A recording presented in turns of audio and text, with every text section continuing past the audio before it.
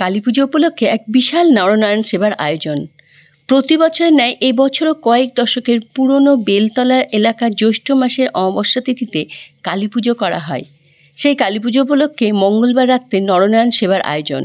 পোলাও, ডাল, আলুর দম, পায়েস ও চাটনি প্রসাদ ভক্তদের মধ্যে বসে খাওয়ানোর ব্যবস্থা করা হয়। এই নরনারায়ণ সেবায় মালদা শহরের বিভিন্ন প্রান্তের ভক্তরা এসে প্রসাদ গ্রহণ করেন। প্রতি বছরের মতো এই বছরও নরনারায়ণ সেবায় প্রায় 6 থেকে 7 হাজার ভক্তের সমাগম হয়।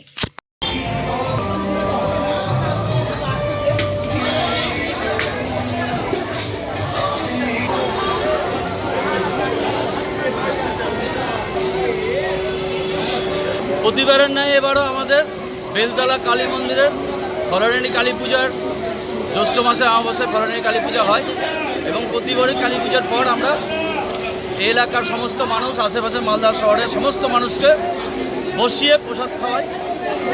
এবারও তার ব্যতিক্রম হয়নি। কত লোককে খাওয়াচ্ছেন? মোটামুটি প্রতি বছরই আমাদের 6-7 হাজার লোক খায়। এবারও তার ব্যতিক্রম হবে না, আশা করি প্রতিবারের যেমন বাড়ে এবারও বাড়বে লোক।